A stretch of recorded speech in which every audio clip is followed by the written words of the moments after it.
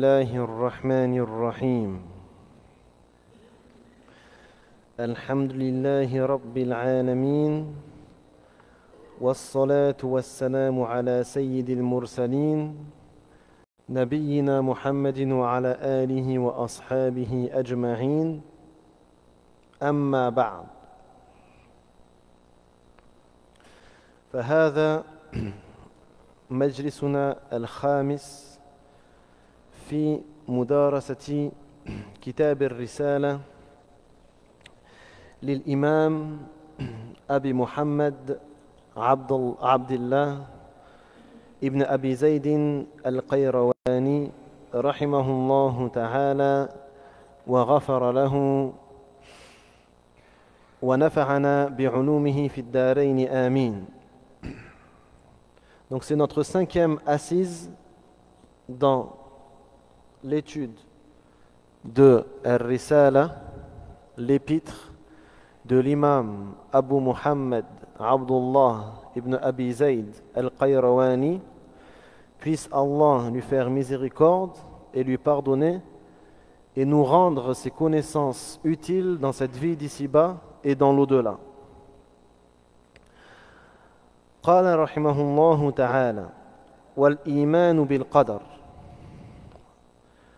هو انتهى من مبعث الصفات فيبدأ في مبعث الإيمان بالقدر لأنه يدور أو تدور مقدمته حول أصول الإيمان الستة التي هي الإيمان بالله وبكتابه والإيمان بالله وبملائكته وكتبه ورسله واليوم الآخر والإيمان بالقدر خيره وشره. فقال والإيمان بالقدر خيره وشره وحلوه ومره وكل ذلك قد قدره الله ربنا ومقادير الأمور بيده ومصدرها عن قضائه علم كل شيء قبل كونه فجرى على قدره لا يكون من عباده قول ولا عمل إلا وقد قضاه وسبق علمه به ألا يعلم من خلق وهو اللطيف الخبير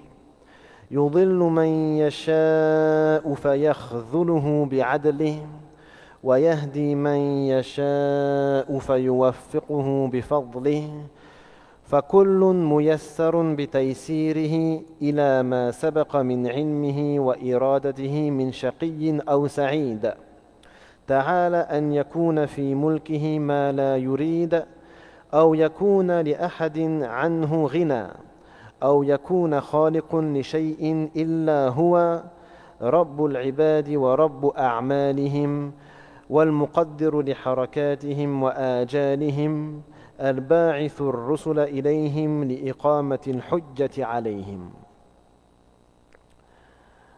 Donc, après avoir parlé des noms et attributs divins, l'imam Ibn Abi Zayd change de sujet et commence à parler d'un des autres piliers de la foi. Parce que les piliers de la foi sont au nombre de 6, comme le prophète sallallahu alayhi wa sallam les a mentionnés dans le hadith de Jibril, qu'on a vu dans les 40 hadiths de l'imam al-Nawawi. Donc c'est croire en Allah, en ses anges, en ses livres, en ses messagers, au jour dernier, et croire au destin, qu'il soit bon ou mauvais. Donc lui, il n'a pas fait dans l'ordre, d'accord? Il est passé directement de la croyance à Allah, la foi en Allah, à la foi au destin. Donc il a dit, il faut croire à la prédestination, al-qadar. Pourquoi il est passé directement de la foi en Allah, en ses noms et attributs, à la foi au destin, sans passer par les anges d'abord, les messagers, les livres, etc. Non, c'est pas ça. Ça peut être une réponse. La première réponse, c'est que c'est lié à plusieurs des attributs d'Allah. Donc la volonté d'Allah, la création, al-khalq, al-qudra, l'omnipotence, al-ilm, l'omniscience. Ça, c'est la première raison. La deuxième raison, c'est quoi?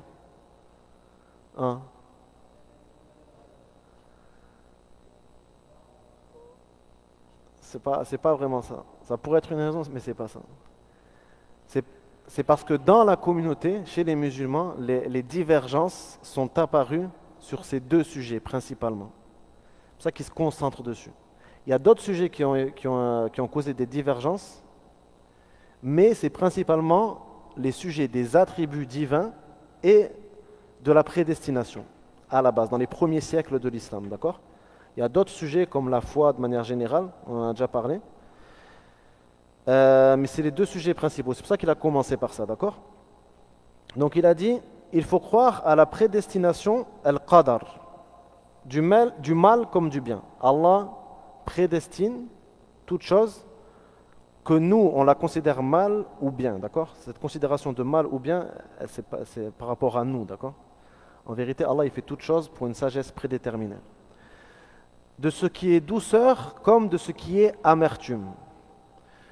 Tout cela résulte d'un arrêt d'Allah, notre Seigneur. C'est lui qui partage souverainement toute chose et elle n'arrive que comme ce qu'il a décidé. Il a connaissance de toute chose avant qu'elle ne soit. Il a connaissance de toute chose avant qu'elle ne soit et elle n'est que dans la mesure où il la conçoit. Ses serviteurs ne prononcent point de paroles et ne font point d'actes qu'il n'ait décidé et dont il n'ait eu antérieurement connaissance.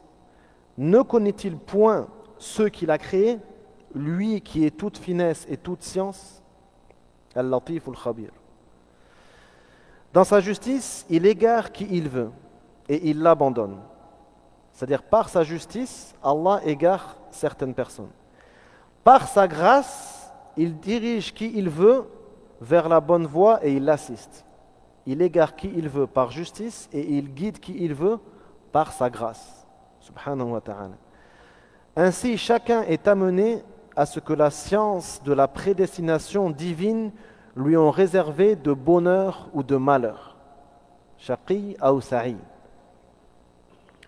Allah est trop élevé pour qu'il y ait dans son royaume quelque chose qui ne résulte point de sa volonté, ou quelqu'un qui puisse se passer de lui, ou un créateur d'une chose, quelle qu'elle soit. Comme Allah il a cité l'exemple de la mouche. Si toutes les idoles des polythéistes se réunissaient pour créer une mouche, ils n'y parviendraient pas. Et si la mouche leur prenait quelque chose, et si la mouche leur volait quelque chose, ils seraient incapables de le récupérer. Donc, ils ne peuvent créer une chose, quelle qu'elle soit. C'est le seul qui a cette capacité, ce pouvoir de la création. Le Seigneur des créatures, le maître de leurs actes. C'est-à-dire, il crée les créatures et il crée leurs actions. C'est ça qui est voulu. Wallahu khalaqakum wa ma ta'malun. Comme c'est dit dans le Coran, Allah vous a créé ainsi que ce que vous faites. D'accord? Celui qui détermine leur mouvement et le terme de leur vie et qui leur a envoyé les prophètes afin que ceux-ci engagent par leur témoignage la responsabilité des hommes devant Dieu.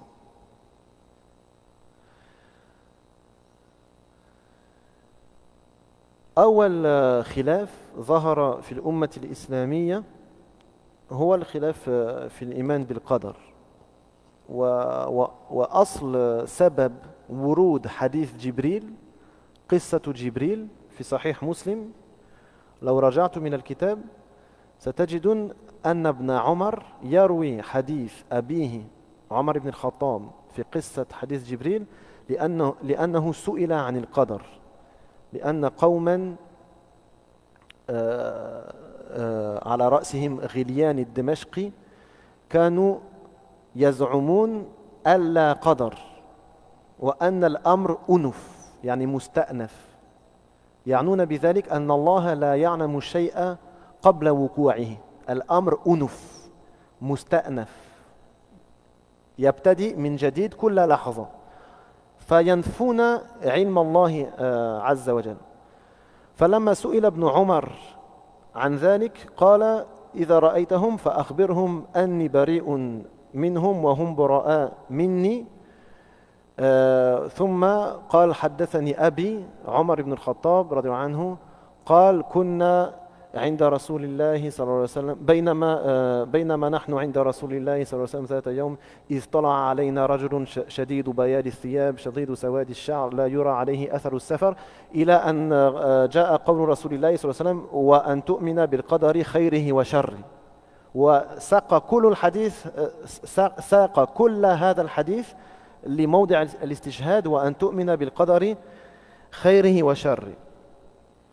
فهذا أول خلاف في الاعتقاد ظهر في الأمة الإسلامية، وكان صحابة رسول الله صلى الله عليه وسلم أحياء يسألون.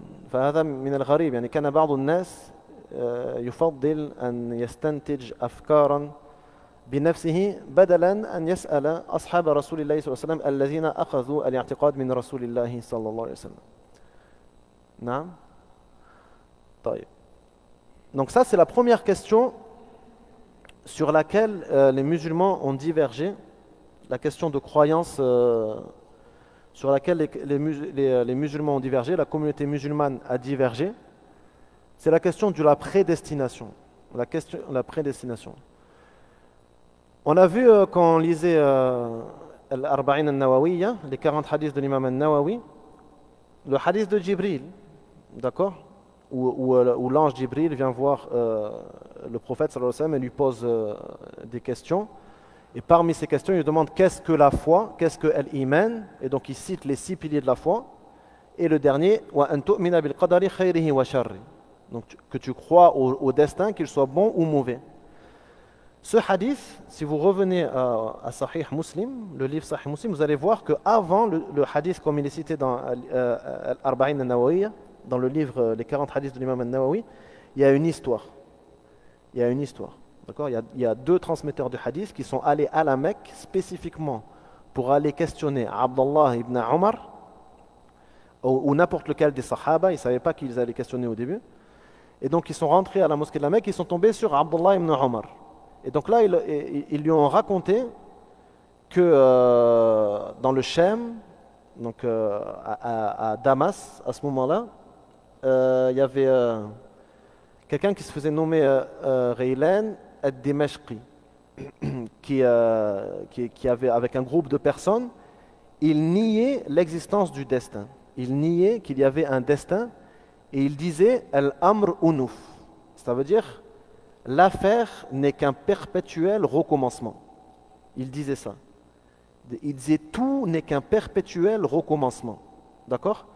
Et par cela, il voulait nier que Allah savait ce qui allait se passer avant que ça se passe.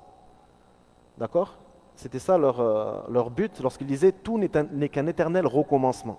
D'accord ? C'est grave, il faut s'en rendre compte. D'accord ? Et là, en fait, Abdullah ibn Omar, il leur a répondu, il leur a dit lorsque tu les verras, informe-les que je me désavoue d'eux et que eux se désavouent de moi et que j'ai entendu mon père Omar ibn al-Khattab dire alors que nous étions assis avec le messager d'Allah sallallahu alayhi wa sallam un jour, un homme aux vêtements très blancs est entré, à la barbe très noire, etc., etc., jusqu'à la fin du hadith. Et donc dans le hadith, c'est un long hadith, mais ce qu'il voulait juste citer à Abdullah ibn Omar, c'est wa an tu'mina bil qadari khayrihi wa sharri, et que tu crois au destin qu'il soit bon ou mauvais.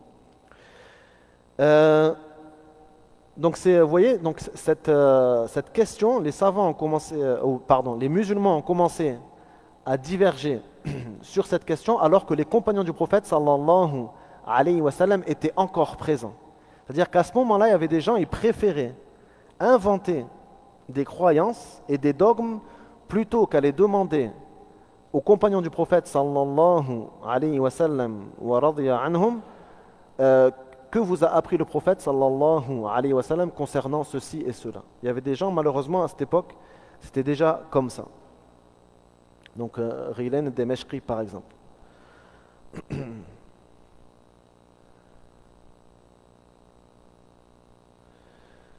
Donc, al-iman bil qadar, khayrihi wa sharri. يعني هذا مما يجب الاعتقاد به. يجب اعتقاد أن الله عز وجل قد قدر كل شيء خيرا أو شرا، وكل ما خلق فإنما هو عن إرادته عز وجل. وتكوين الأشياء وإيجادها من العدم إلى الوجود بتقدير الله عز وجل وفقا لعلمه الأزلي القديم الذي لا بداية له. وسواء أكان ذلك في الأشكال والصفات أو في الذوات، الله خالق لكل شيء ومقدر له وعالم به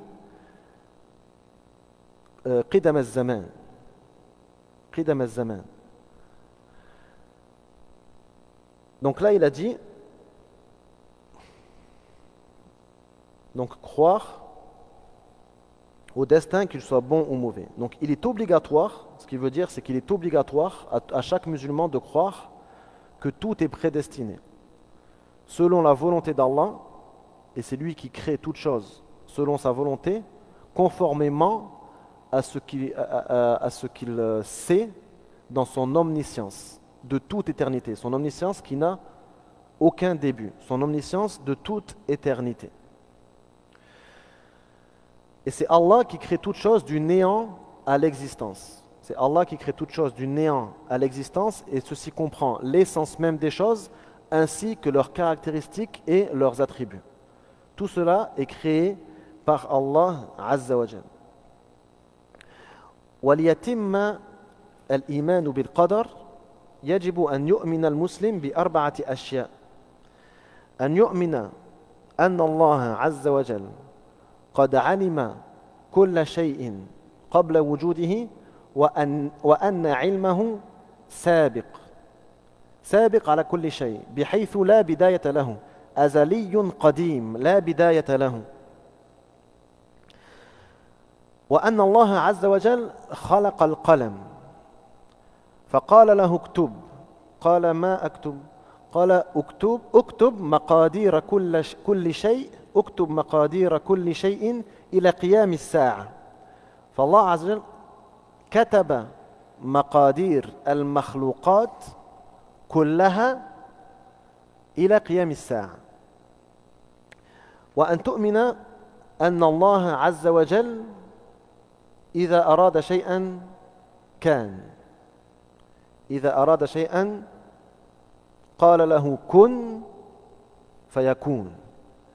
فتؤمن بإرادة الله أنه لا شيء في الكون إلا وفقا لإرادة الله عز وجل لا مفر منه، وأن الله هو الخالق لكل شيء، الله خالق كل شيء وفقا لعلمه السابق ولحكمته البالغة عز وجل. Donc en vérité, pour qu'un musulman croit au destin, on va dire de manière correcte, il doit croire en 4 choses. C'est simple. S'il croit en ces 4 choses, il croira au destin. Premièrement, le fait que Allah connaît tout, de toute éternité. Allah a l'omniscience la plus parfaite. On en a déjà parlé la dernière fois. Il sait tout ce qui est, ce qui était, ce qui sera, ce qui n'a pas été, ce qui ne sera pas, et comment serait ce qui n'existe pas si il aurait existé. Tout ça, ça fait partie de la science d'Allah, d'accord? En l'occurrence, tout ce qui existe, forcément, c'est conformément à la connaissance d'Allah de toute chose et de toute éternité, d'accord? Allah Azza wa Jal a créé al-qalam, la plume. Il a créé la plume, il lui a dit Oktub, écris. La plume a dit qu'est-ce que j'écris? Il lui a dit écris les destins de toutes choses jusqu'à l'avènement de l'heure, jusqu'à l'avènement de la résurrection. Donc tout ce qui existe a été écrit par la plume dans Al-Lawh al-Mahfouz. Tout ce qui existe a été écrit par la plume, conformément à la science d'Allah, conformément à l'omniscience d'Allah Azza wa Jal. Ensuite, avoir la croyance que Allah Azza wa Jal, rien ne se passe dans cette existence sans que ce soit conforme à sa volonté. S'il veut quelque chose, il dit soit et ça est. S'il désire une chose, il dit soit et ça est. Kun fayakun. Donc il n'y a rien qui se passe dans cette existence sans que ce soit conforme à sa volonté. Et pour finir, la quatrième chose, c'est la création. Croire que tout ce qui existe est création d'Allah Azza wa Jal. Tout ce qui existe dans cet univers, c'est-à-dire Allah Azza wa Jal, c'est le Khaliq. Il n'est pas concerné par ce que je dis, d'accord? Tout ce qui existe dans cet univers visible, palpable, etc., qu'on connaît, tout a été créé par Allah Azza wa Jal. Rien ne sort de sa création. Allah dit Allahu khaliqu kulli shay. Allah a créé toute chose. Allah a créé toute chose. Donc celui qui croit en ces quatre choses croira au destin. D'accord? C'est pareil, le fait de comprendre le comment et la sagesse, c'est quelque chose que notre raison n'atteint pas. كان يقول علي بن أبي طالب رضي الله عنه القدر سر الله فلا تكشفه. القدر سر الله فلا تكشفه. لا يمكن أن تعلم لماذا قدر هذا لذاك وقدر ذلك لهذا. لا يمكن أن تعلم الحكمة، أو إن علمت شيئا فهو جزء من حكمته. أنت لا يمكن أن تبلغ حكمة الله عز وجل. وأحيانا قد يكون باعتبارك هذا الشيء يكون شرا وهو في الحقيقة خير. وهذا أصلا على مستوى المخلوقات قد يكون هذا أيضا. لو دخلنا غرفة مثلا فوجدنا رجلا يبتر يد رجل آخر فهذا مفزع ويعني يرعب. طيب، لكن إن علمنا أن المبتر طبيب وأن المبتور إنما هو رجل قد أصيب في يده بالغرغرينة، ففهمنا أن هذا له حكمة حتى يعيش، لأنه إن لم يبتر سيموت. فهذا طبعا لله المثل الأعلى، فلا يمكن أن ندرك بعض الحكم. فلذلك ليس عليك أن تكشف سر القدر، عليك أن تؤمن بالقدر فقط. نعم. في قصة موسى. نعم الله عز وجل لما طلب من الخضر أن يقتل الولد مثلا، وموسى لا يستوعب ذلك، لأنه في شريعة موسى في التوراة لا يجوز القتل بغير حق. فلم يستوعب موسى فلم يفهم الحكمة، فلذلك في آخر السورة بين له حكمة ذلك. نعم، بارك الله. Donc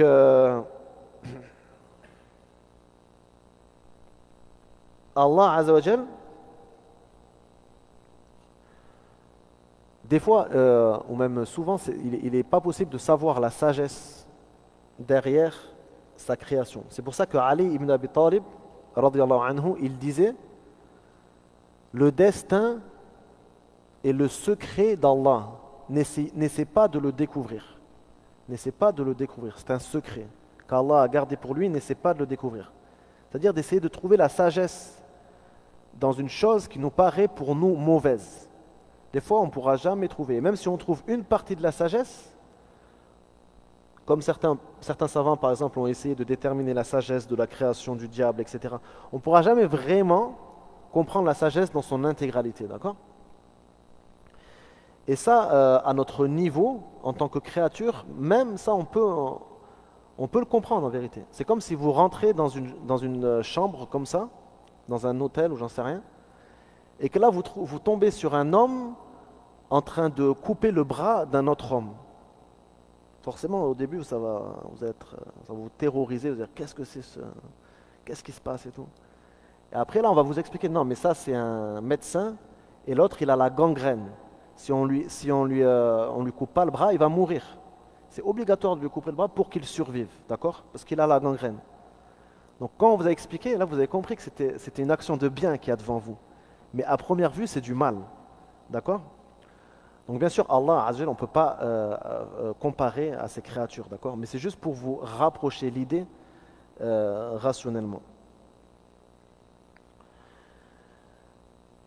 فكل ميسر بتيسيره.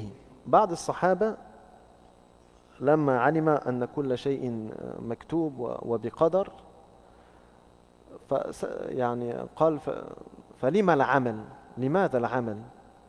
فقال رسول الله صلى الله عليه وسلم اعملوا فكل ميسر لما خلق له فمن خلق ليكون سعيدا يسره الله عز وجل وقدر له أعمال الخير فكانت ميسورة بالنسبة إليه.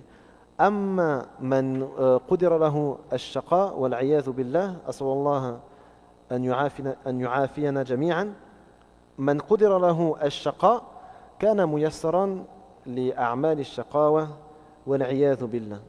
فلذلك قال ميسر بتيسيره إلى ما سبق من علمه وإرادته من شقي أو سعيد. هو يشير إلى هذا الحديث. Donc ensuite il a dit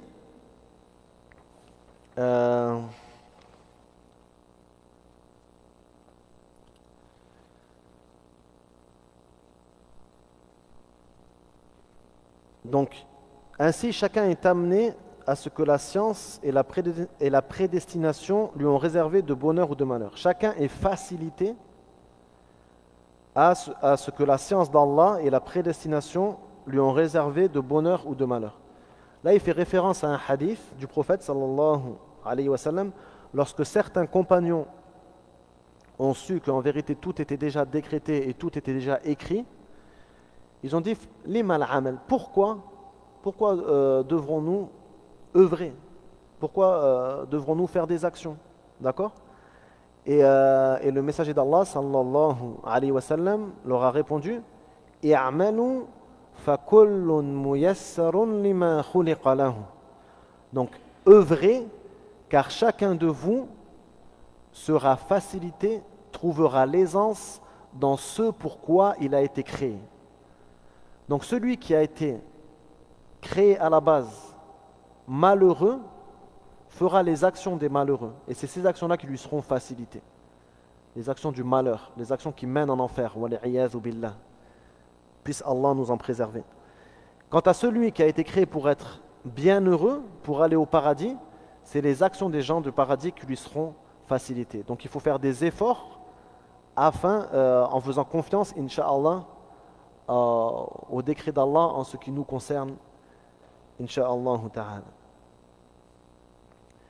والله عز وجل خلق فينا شيئين القدرة والإرادة لنا قدرتنا الخاصة وإرادتنا الخاصة الاثنان مخلوقان لله الاثنان مخلوقان لله عز وجل فباختيارنا إذا كانت القدرة توافق الإرادة باختيارنا ننتج عملا لا نجبر على العمل العمل ليس جبرا وإنما هو بتوافق قدرتنا مع إرادتنا فمثلا المشلول القعيد لو أراد أن يمشي الآن فيذهب إلى أي مكان فإنه لا قدرة له فإرادته يعني ليس لها أي فائدة ولا أي نفع لأن القدرة معدومة القادر الذي يستطيع على المشي إن لم يرد أن يمشي الآن إلى المكان الفلاني لن يمشي فيجب أن تكون هذه القدرة المخلوقة لله والإرادة تتوافق لإنتاج العمل وهذا العمل وهذا التوافق إنما يكون باختيار الإنسان فلذلك عمل الإنسان من كسبه عمل الإنسان من كسبه فلذلك يحاسب عليه. نعم فيستحق العقاب على السيئات ويستحق الثواب على الحسنات. تفهمون ذلك؟ طيب. Allah Azza wa Jal, il crée deux choses en chacun de nous.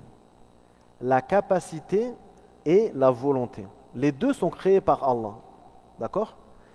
Lorsque la capacité s'accorde avec la volonté, par nos propres choix, ceci, ou il résulte de cet accord entre la capacité et la volonté, une œuvre. Donc par exemple, un handicapé qui ne peut pas se lever de son siège, même s'il a la volonté d'aller marcher maintenant, se promener dehors, il n'a pas la capacité. Allah ne lui a pas créé cette capacité à pouvoir se lever pour marcher. Donc sa volonté n'a aucun effet et ne pourra pas donner une œuvre. Il ne pourra pas résulter de cette volonté une œuvre. De la même façon, celui qui est en bonne santé, qui peut marcher, etc., s'il n'a pas envie d'aller marcher, il n'ira pas marcher. Donc sa seule capacité, il ne peut en résulter une œuvre. C'est de l'accord entre la volonté et la capacité par les choix de l'être humain que les œuvres prédestinées arrivent. Donc il y a toujours le choix de l'être humain. C'est lui qui décide par sa propre volonté et sa capacité à faire les choses de faire. C'est pour ça qu'il mérite le châtiment pour ses péchés et qu'il mérite la récompense pour ses bonnes actions. Donc il y a toujours cette idée du libre arbitre. C'est pour ça que on mérite vraiment punition ou récompense le jour de la résurrection. Vous avez compris l'idée? Non.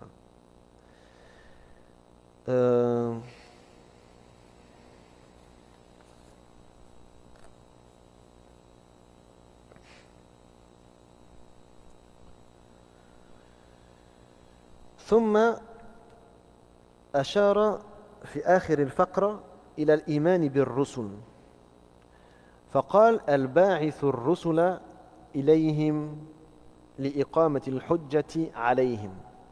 إقامة الحجة يعني إزالة العذر.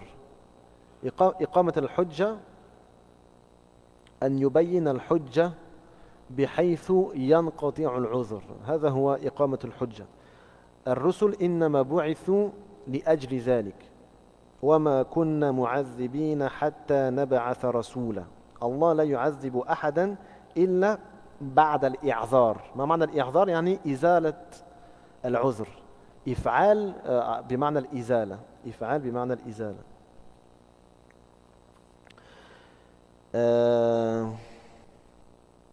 Donc après, il a dans la dernière phrase de ce paragraphe, il fait allusion à la foi au messager.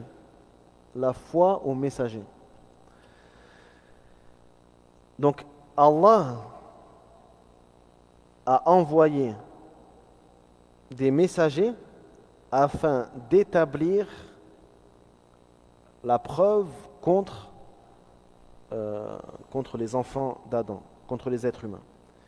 Ça veut dire quoi? Allah Azza wa Jal, il dit dans le Coran وَمَا كُنَّا مُعَذِّبِينَ حَتَّى نَبْعَثَ رَسُولًا. Nous ne châtions personne avant de lui envoyer un messager. Allah, il punit pas, il ne châtie pas un ignorant. D'accord? Il ne châtie qu'après avoir envoyé un messager. Et donc la personne, elle a reçu le message. Ce message doit être reçu de manière claire, de façon qu'il comprenne. C'est pas le messager, il parle en russe et par exemple la personne, elle parle en anglais. Ça sert à rien. Il faut qu'il comprenne le message, d'accord? Il faut qu'il comprenne le message. Dans ce cas-là, la personne, si elle décide, pareil de son propre choix, de refuser la guidée, elle méritera le châtiment à ce moment-là. Parce que c'est elle-même qui a décidé de refuser la guidée. Donc là, c'est à ça qu'il fait allusion.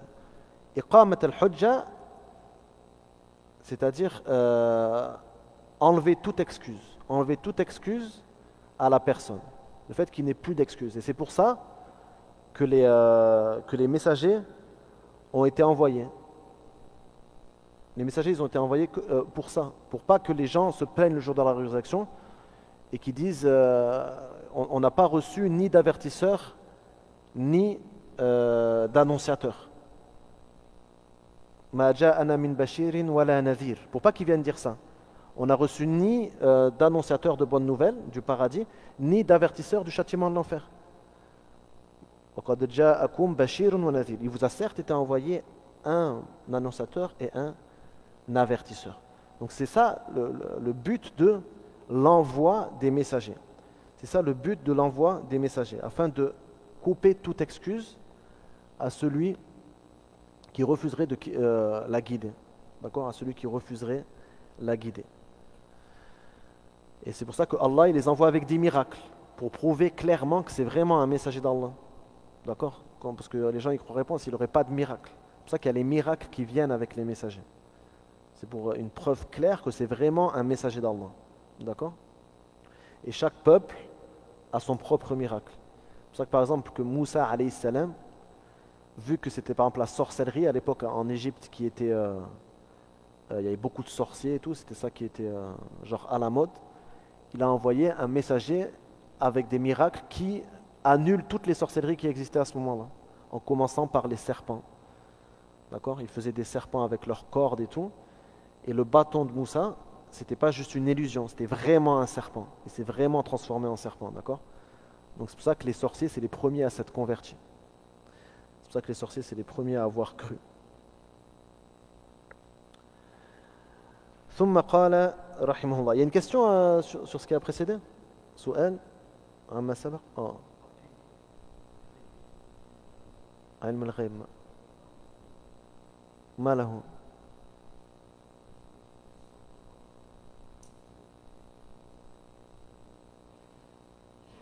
بالغيب نعم نعم. طيب ما السؤال؟ قل لي ما السؤال يعني. ما هو الغيب؟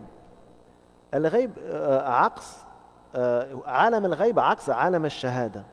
عالم الشهادة الذي نشاهده بحواسنا الخمسة.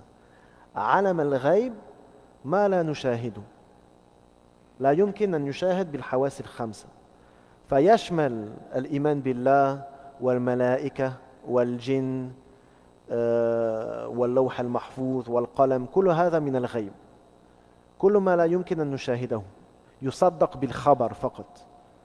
ممكن نشاهد بعض الكرامات التي تدرك بالحواس، لكن يعني أكثر الغيب لا يدرك منه شيء بالحواس. هناك بعض الكرامات قد يكون إنسان مثلا ينقذه ملك، تكون كرامة كأنه معجزة مثلا، لكن هذا نادر يعني. فأكثره لا يدرك بالحواس. أكثره لا يدرك بالحواس.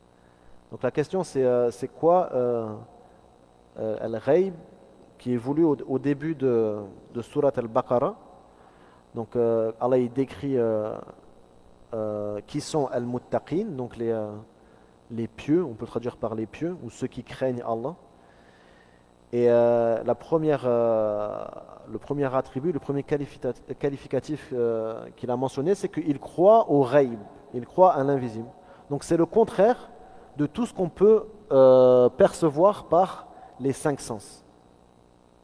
Tout ça, ça rentre dans le Ghayb, ça rentre dans l'invisible. Ce qu'on appelle, dans la philosophie, ils appellent ça la métaphysique. D'accord? Ce qui est derrière la physique, derrière ce qu'on peut percevoir avec les cinq sens. Donc ça comprend la foi en Allah, en ses anges, au djinn, la foi à la plume, à l'Lawh al-Mahfouz, la table gardée, et tout ce qui est de l'ordre de l'invisible. Après, ça ne veut pas dire que dans certains cas, par exemple, on ne peut pas percevoir un ange par un des cinq sens. Ça peut arriver. Un ange peut prendre forme humaine et venir nous parler, par exemple. Ça peut arriver. Un ange, même sous sa forme invisible, peut nous sauver. Donc on peut sentir, par exemple, son corps qui nous touche ou quoi. Ça peut arriver, d'accord? Ça peut arriver, mais c'est des choses rares. D'accord? Donc il faut croire en ce qui est le plus général. Ça arrive à certaines personnes parce qu'elles sont pieuses ou quoi. Comme le fait que certaines personnes voient ce qui va se passer dans le futur aussi, en rêve. D'accord? Ar-ru'ya as-sadiqa.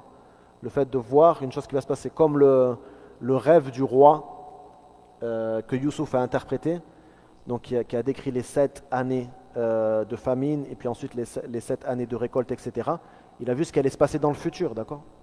Ça, c'est des choses rares, d'accord? La base, c'est que l'invisible, il n'est pas accessible, d'accord?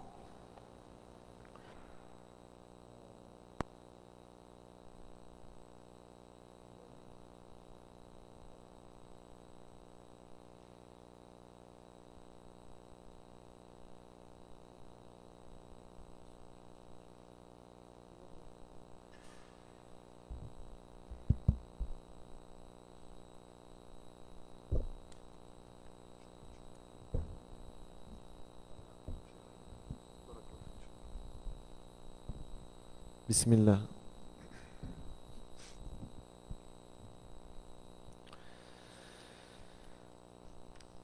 فقال رحمه الله الباعث الرسل إليهم لإقامة الحجة عليهم وداعيا إلى الله ثم ختم الرسالة والنذارة والنبوة بمحمد نبيه صلى الله عليه وسلم فجعله آخر المرسلين بشيرا ونذيرا وداعيا إلى الله بإذنه وسراجا منيرا وأنزل عليه كتابه الحكيم وشرح به دينه القويم وهدى به الصراط المستقيم. Donc ensuite, après avoir mentionné les messagers de manière générale, il a spécifié l'évocation de Muhammad ibn Abdullah sallallahu alayhi wa sallam, le dernier des messagers. Donc il a dit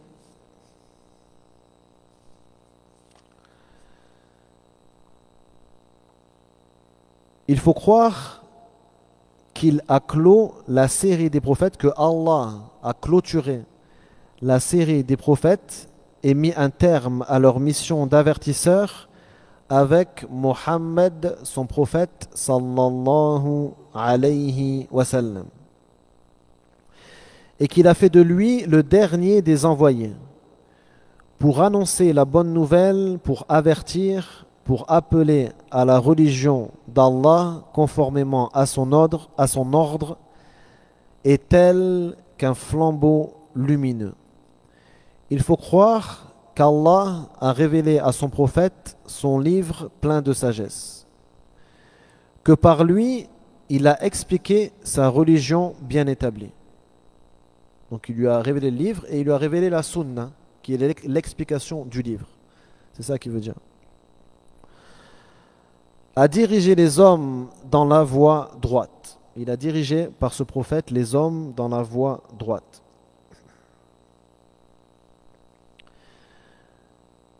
أولا ذكر هنا مصطلح الرسالة ومصطلح النبوة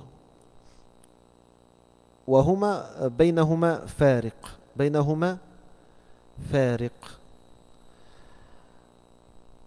اختلف أهل العلم في التفريق بينهما بعد اتفاقهم على أن بينهما فرقا وأصدق ما قيل في ذلك قولهم أن النبي من أوحى الله إليه وأمره بالتبليغ ولم يبعث لقوم كافرين يعادونه. النبي يوحى إليه ويؤمر بالتبليغ ولكن لا يبعث لقوم كافرين يعادونه. أما الرسول فإنه يوحى إليه أيضا ويؤمر بالتبليغ أيضا ولكن يبعث إلى قوم كافرين يعادونه. هذا هو الفرق بينهما. أكثر العلماء وقالوا في التفريق بينهما أن الرسول يوحى إليه بشرع جديد، وهذا الكلام غير صحيح بدليل ما ذكر في القرآن عن بعض الرسل. يقول الله عز وجل: ولقد جاءكم يوسف من قبل بالبينات فما زلتم في شك مما جاءكم به حتى إذا هلك قلتم لن يبعث الله من بعده رسولا. فالله عز وجل وصف يوسف بأنه رسول.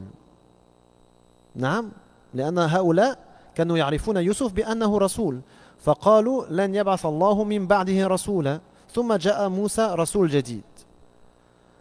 فما قاله بعض العلماء أن الرسول يوحى إليه شرع جديد، يبعث بشرع جديد، هذا لا يتفق مع يوسف، لأن يوسف كان يحكم بشريعة إبراهيم، ما كان له شرع جديد، كان يحكم كأبيه يعقوب وجده إسحاق بشريعة إبراهيم، بما تركهم عليه جدهم إبراهيم عليهم الصلاة والتسليم.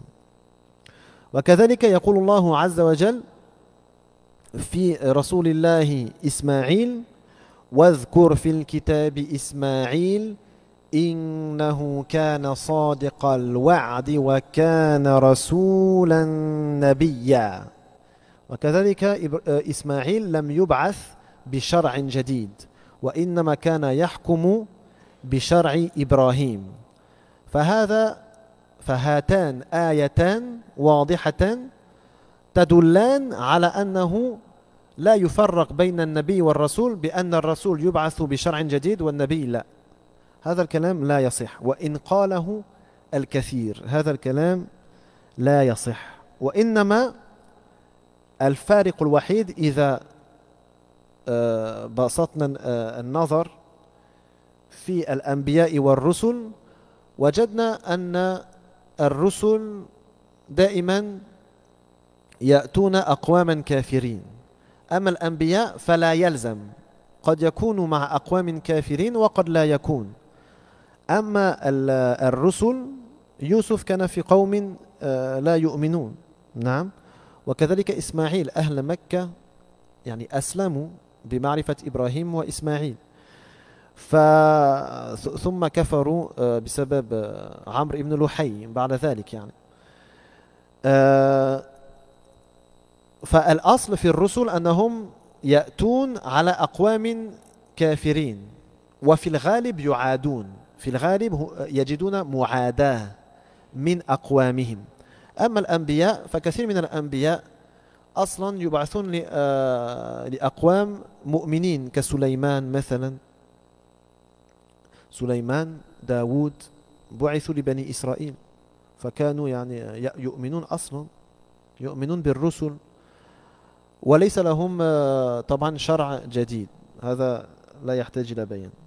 وأحيانا الرسول يأتي بشرع جديد، كموسى عليه السلام أتى بشرع جديد، إبراهيم أتى بشرع جديد، عيسى أتى ببعض التعديلات، نسخ بعد أحكام التوراة. ورسول الله محمد صلى الله عليه وسلم جاء بالقرآن، جاء بشرع جديد.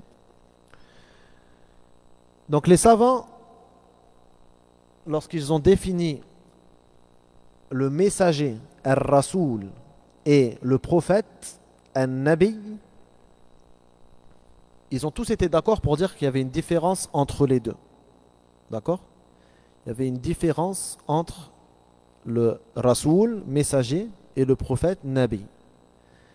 Après, ils ont divergé sur quelle est cette différence. Quand ils ont défini chacun des deux, ils ont divergé quelle est cette différence.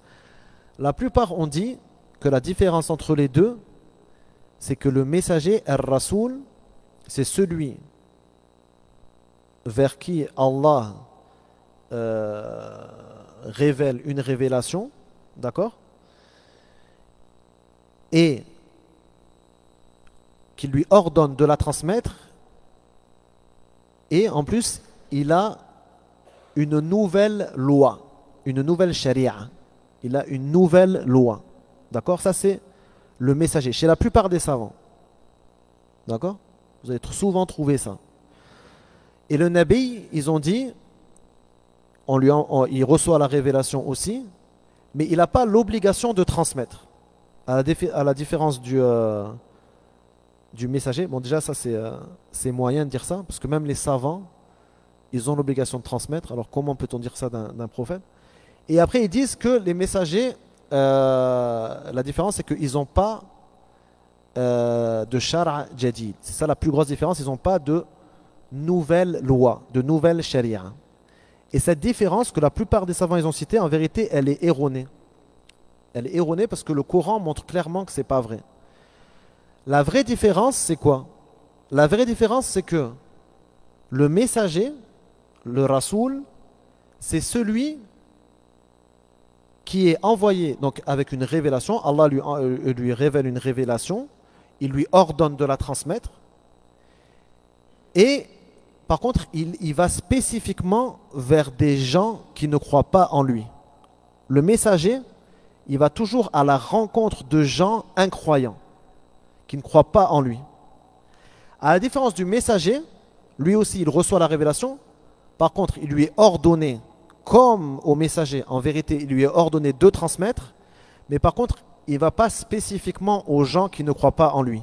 Souvent, le nabi, le prophète, va à des gens qui croient en lui. Comme les prophètes des enfants d'Israël. Zachariah, Yahya, etc. sont des prophètes qui venaient à des gens qui croyaient déjà en eux. Où est la preuve dans le Coran qui montre que la parole de la plupart des savants, elle est erronée? Le premier verset, c'est la parole d'Allah. Lorsque le croyant parmi les gens de Pharaon débattait avec les gens de Pharaon, et donc il leur disait, et Youssouf est venu avant avec des preuves claires, et vous n'avez cessé d'être dans le doute de ce qu'il vous avait amené. Donc faut savoir qu'il y a plusieurs générations entre Youssouf et Moussa, d'accord? Entre Joseph et Moïse. Donc ça veut dire qu'ils se souvenaient encore de Youssouf, les Égyptiens, à la venue de Moïse, d'accord? Et ensuite il dit Hatta idha halaka qultum lan yab'ath Allahu min ba'dihi rasula. Jusqu'à ce qu'il meure, vous avez dit ensuite Allah n'enverra pas de messager, n'enverra pas de rasoul après Youssouf. Ça veut dire que Youssouf, il disait de lui-même qu'il était rasoul, il n'était pas un nabi. Mais Youssouf, il n'avait pas de loi, de nouvelle loi. Lui, il jugeait selon la loi d'Ibrahim, Abraham, son grand-père. Lui, ainsi que son père Jacob, son grand-père Ishaq et toute sa famille, ils jugeaient selon la loi d'Ibrahim. Youssouf n'avait pas une nouvelle loi. Pourtant, Allah l'a décrit ici comme étant un rasoul, un messager, pas comme étant un nabi. Donc ça prouve que le rasoul, il n'a pas forcément une nouvelle loi. Il n'a pas forcément un shara' jadid. Un deuxième verset dans le Coran qui montre que la parole de la plupart des savants aussi, elle est erronée. C'est ce qu'il a mentionné au sujet d'Ismaïl dans Surat Maryam. وَاذْكُرْ فِي الْكِتَابِ إِسْمَاعِيلَ إِنَّهُ كَانَ صَادِقَ الْوَعْدِ وَكَانَ رَسُولًا نَبِيًّا. Donc mentionne dans le livre Ismaïl. Ismaïl, donc le deuxième fils d'Ibrahim. D'accord? Il était véridique dans sa promesse et c'était un rasoul nabi. C'était un messager et prophète. Ismaïl n'avait pas de nouvelle loi. Il jugeait selon la loi de son père. D'accord? Il n'a pas été envoyé avec un shara' jadid, avec une nouvelle sharia. Donc ça montre que les messagers, c'est pas ça la différence entre un messager et un prophète, c'est pas qu'ils viennent avec une nouvelle loi. La vraie différence, c'est ça. C'est que les rusul, les messagers, sont envoyés à des peuples qui ne croient pas en eux. Alors que les prophètes sont envoyés en général à des peuples qui croient en eux. D'accord? Comme Yahya et Zakaria, Jean et Zacharie, par exemple.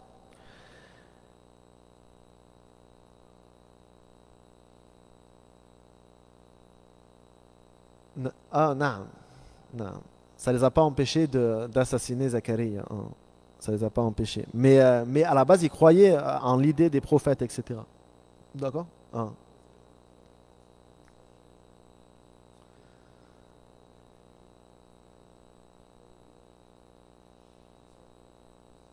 نعم يقصدون الشرع الجديد. نعم. Ce qu'ils veulent dire, ceux qui disent ça, le livre, ils veulent dire il a une loi dans le livre, ou un livre révélé. Mais comme je vous ai dit, ça convient pas à Youssouf. Youssouf, dans le Coran, Allah il dit c'est un rasoul, c'est un messager. Il n'a pas de livre. Ismaël non plus, il n'a pas de livre. Donc c'est pas, ça va pas. Malheureusement, c'est une erreur qu'on trouve dans la plupart des livres. Vous trouvez même des grands savants, hein, sans citer qui, mais il y a beaucoup de grands savants qui le disent, d'accord? Mais en vérité, c'est pas conforme à ce qu'il y a dans les versets. Il y a une question sur ça?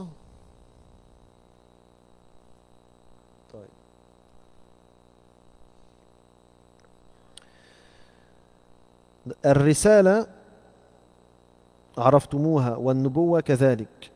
النذار هو التحذير من السوء والبشارة عكس النذارة هو الإخبار بالخير. البشارة الإخبار بالخير.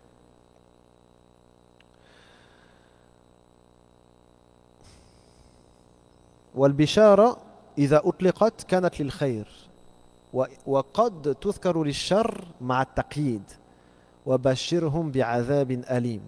هذا هنا لأنه مقيد بالعذاب فعلمنا أنه شر. لكن إذا قلت لأحد مثلا لشخص بشرني فأطلب منه الإخبار بالخير ليس بالإخبار بالخير أو الشر. طيب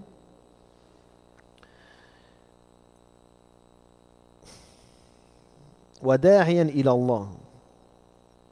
الدعاء إلى الله الدعوة إلى الله بتبليغ التوحيد إلى المكلفين والعمل بشرع الله عز وجل. Donc là, il a parlé de avertisseur. Avertisseur, c'est-à-dire celui qui avertit contre le mal, comme je l'ai dit. Et annonciateur, celui qui annonce un bien. Et ensuite, il a dit donc qu'il prêche à Allah, qu'il appelle à Allah.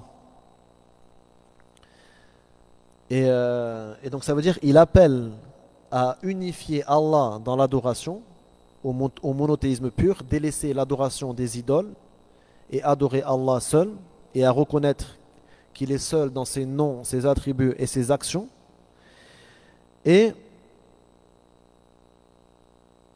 ensuite transmettre ça à toutes les personnes responsables, toute personne douée de raison et majeure, d'accord? C'est ça qui est voulu par al-mukallafin, les personnes responsables, et d'œuvrer selon les ordres d'Allah et délaisser ses interdictions. Ça veut dire ça, appeler à Allah Azza wa Jal.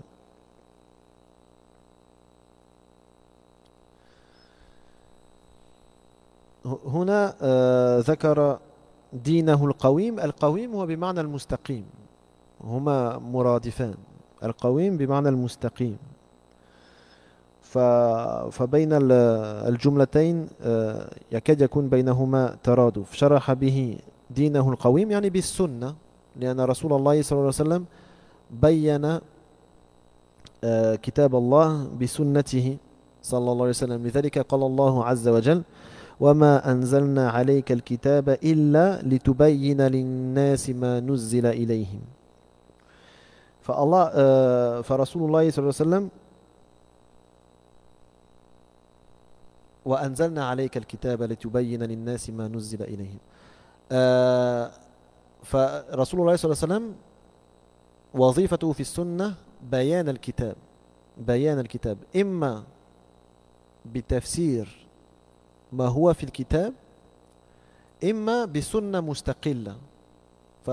فرسول الله صلى الله عليه وسلم قد يأمره الله عز وجل بأن يأمر بشيء فيكون واجبا وليس مذكورا في القرآن أصلا، أو ينهى عن شيء فيكون حراما وهو ليس مذكور في القرآن أصلا. هذا من البيان، لأن الله عز وجل قال أطيعوا الله وأطيعوا الرسول. Donc là, il a dit, et donc par son messager, Allah a expliqué sa religion droite. Allah a expliqué sa religion droite. Parce que la fonction du messager, c'est aussi d'expliquer le livre d'Allah. C'est pour ça que Allah il dit, et nous t'avons révélé le livre afin que tu clarifies aux gens ce qui leur a été révélé. Donc il clarifie aux gens, dans la sunna, l'interprétation du livre. Ça c'est la base. Et des fois, il peut ordonner une chose qui n'est même pas mentionnée dans le livre, et donc elle devient obligatoire. Et il peut aussi interdire une chose qui n'est pas mentionnée dans le livre, et elle devient aussi haram. Parce que Allah Azza wa Jal, il a dit Ati'u Allah wa ati'u Rasul. Obéissez à Allah et obéissez au messager. Donc ça, en vérité, ça revient à la clarification de ce verset.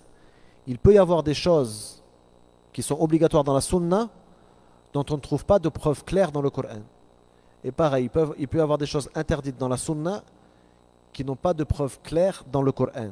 Et ceci est normal parce que Allah a dit obéissez à Allah et obéissez au messager. هناك سؤال عن ما سبق؟ Il y a une question sur ce qu'on a mentionné? تفضل. لا؟ طيب.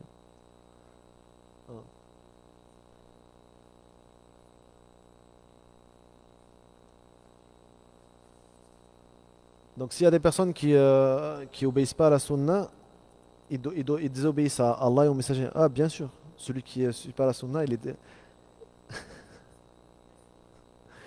Non, il y a une différence. Il y a un jargon, on dit ça c'est sunna. Hadi sunna, yani bimana mustahab. Ça c'est un jargon.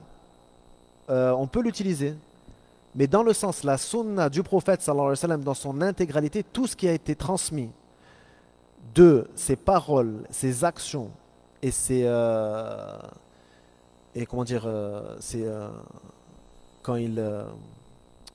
ses approbations, voilà ça que je cherchais, ses actions, ses paroles et ses approbations, tout ça c'est une preuve religieuse. Donc par exemple, lorsque le prophète sallallahu alayhi wa sallam nous dit La ta'kulu al-humur al-ahliya fa innaha rijs, donc ne mangez pas les ânes, l'animal, l'âne, d'accord? Ne les mangez pas, c'est une impureté.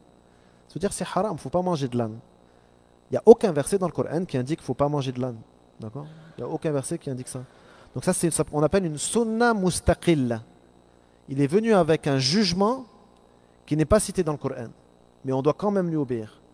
On doit quand même lui obéir dans cette, même si ce n'est pas mentionné dans le Coran. Il y a plein de sunna mustaqilla comme ça.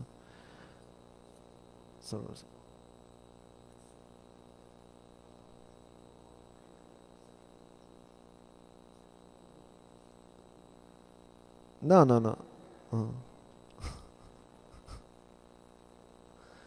Vous avez étudié les livres de la Sunna, vous avez étudié les chaînes de transmission, comment ça nous a été transmis?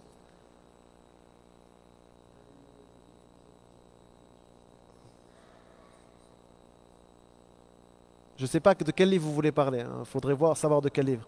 Mais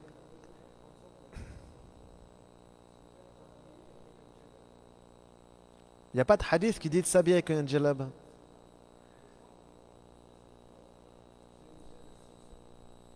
Il n'y a pas de hadith qui dit de s'habiller avec une djellaba. Mais ça, il y a un hadith qui le dit. Mais c'est une sunna. Le prophète sallam a incité. D'ailleurs, vous allez le voir dans ce livre, même Ibn Abi Zayd, il dit que pour lui, c'est une obligation d'avoir la barbe. Lui il a, entre lui et le dernier des compagnons, il y a 200 ans, il même pas 200 ans, 100 ans et quelques entre lui et le dernier compagnon à être mort. D'accord? Il est très proche quand même du messager d'Allah sallallahu alayhi wa sallam. Et il le dit, il dit, vous allez le voir, Inch'Allah, c'est à la fin du livre, Il dit il est obligatoire de se laisser la barbe et que. Après, il y a une divergence. Certains savants, des premiers siècles aussi, voyaient que c'était détestable de se raser. Il n'y en a aucun qui dit que c'est autorisé. Tu peux te raser comme tu veux. Mais il y en a, ils disent c'est détestable. Donc c'est pas haram pour eux. C'est l'avis des shafi'ites, d'accord? C'est l'avis des shafi'ites qui disent que c'est seulement détestable, c'est pas haram. Par contre, un savant qui te dit que un savant du livre et de la sunna qui te dit que il y a aucun souci, non, il y en a pas. Parce qu'il y a plusieurs hadiths.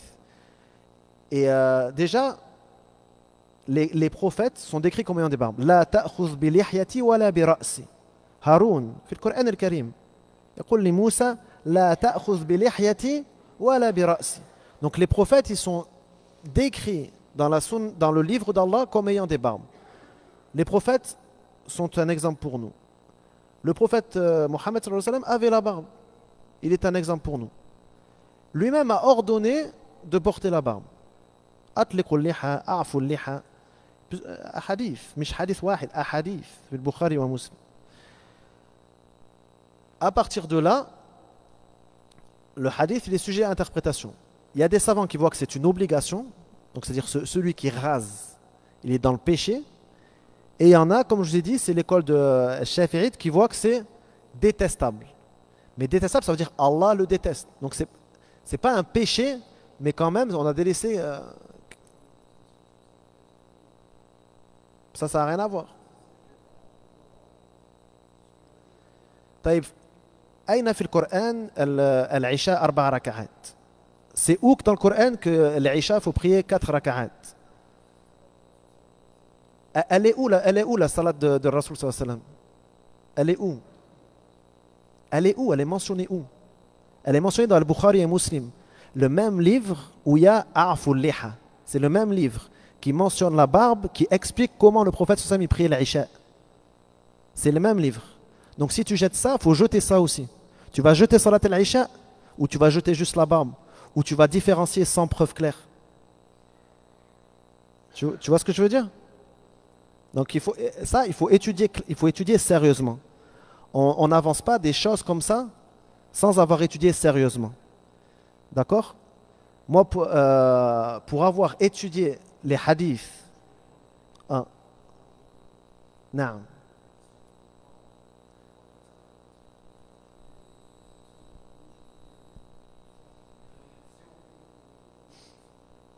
C'est valide. Moi, je t'ai parlé de la prière. Le wudu, il est dans le Coran. La prière, elle est où? Elle est mentionnée où, la prière, dans le Coran? Ah, il ne nous a pas dit ça. Il nous a montré dans la sunna. Comme il nous a parlé de la barbe dans la sunna, c'est la même chose. Ibrahim. Ah, tfadal.